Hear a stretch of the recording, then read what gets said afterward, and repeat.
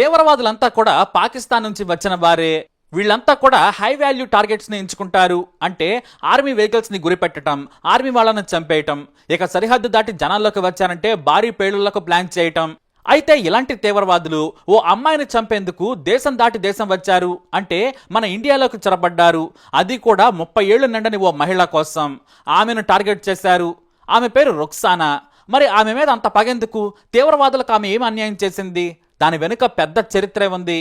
2009లో ఉదయం జమ్మూ కాశ్మీర్లోని రాజౌరి జిల్లాలోని అటవీ ప్రాంతం నుంచి 3 తీవ్రవాదులు వచ్చారని నిఘా సమాచారం అందింది.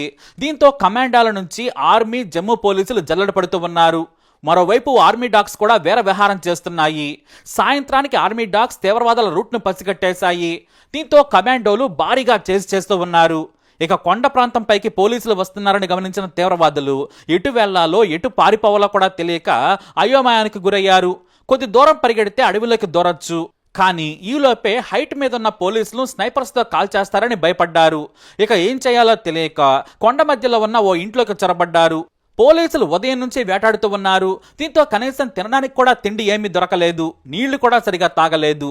ఇక ఆ ఇంట్లోకి చొరబడగానే వెంటనే నీళ్లు తాగి వాళ్ళని బెదిరించి వాళ్ళ దగ్గరున్న ఆహారంతో పాటు ఏది దొరికితే అది తినేశారు.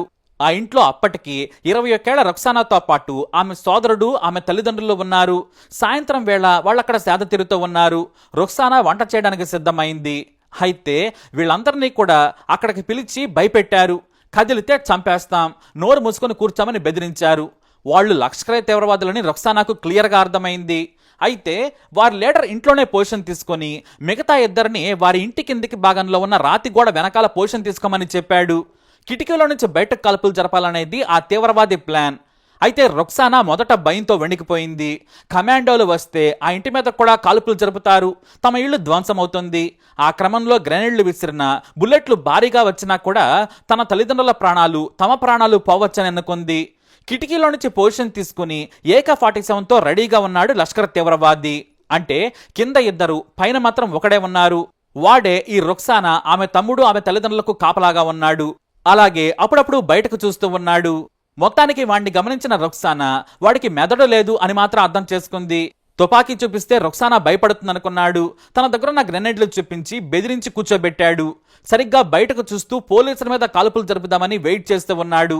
దాదాపుగా అరగంట సేపు బిక్కుబిక్కుమంటూ రుక్సానా సహా అంతా కూడా ఓ మూలన కూర్చున్నారు. అయితే రుక్సానా వీరు వచ్చే ముందే వంట చేయడానికి సిద్ధమైంది. ఆ కూరగాయల కోసే కత్తి కూడా అక్కడే ఉంది. ఆ తీవ్రవాది పోలీసుల కోసం తలను కాస్త బయటకు పెట్టి చూసే ప్రయత్నం చేస్తుంటే తమ్ముడికి సైగ చేసింది రుక్సానా. అతనికేమీ అర్థం కాలేదు. అయినా సరే లేచి కత్తితో తీవ్రవాది మెడపై ఒకే పోటు పొడిచింది. అతను వెంటనే AK-47ను వారి వైపు గురిపెట్టబోవడంతో రుక్సానా తమ్ముడు కూడా అతని మీద పడ్డాడు. ఇద్దరు అతన్ని నొక్కి పట్టారు. మెడకు తీవ్రంగా గాయం కావడంతో పోరాడలేకపోయాడు. చివరకు రుక్సానా అక్కడ పడి ఉన్న AK-47తో అతన్ని 3 రౌండ్లు కాల్పులు జరిపి చంపేసింది. బయట ఉన్న తీవ్రవాదులకు లోపలేం జరుగుతుందో అర్థం కాలేదు. ఇంటి వైపు వస్తుంటే చేతిలో తుపాకీతో ఉన్న రుక్సానా కనిపించడంతో కాల్పులు జరపడానికి ప్రయత్నించారు. అయితే వాళ్ళు సిద్ధంగా లేరు. వెంటనే రుక్సానా ఆమె దగ్గరున్న AK-47తో ట్రిగర్ మీద చేపెట్టి బుల్లెట్ల వర్షం కురిపించేసింది. అంతే, ఆ ఇద్దరు తీవ్రవాదులు కూడా చనిపోయారు. ఈ లోపు ఆ ఇంటి దగ్గరకు పోలీసులు చేరుకున్నారు.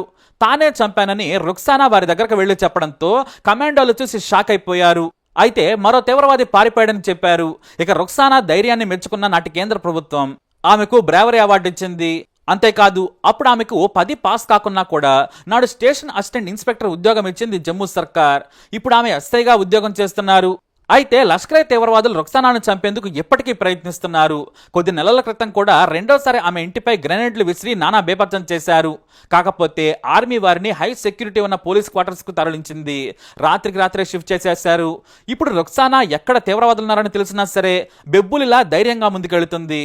ఎలాంటి చట్ట వ్యతిరేక పనులు చేసినా, ముఖ్యంగా తీవ్రవాద కార్యకలాపాలకు సంబంధించినవి రుక్సానా అస్సలు సహించదు. ప్రాణాలంటే భయపడిన రుక్సానా నాడు తాను చనిపోయినా తన తమ్ముడు, తల్లిదండ్రులు బ్రతకాలనుకుంది. కానీ నేడు తన సమాజాన్ని కాపాడుకునేందుకు కష్టపడుతుంది. మరి రుక్సానాకి తప్పకుండా సెల్యూట్ చేద్దాం. జై హింద్.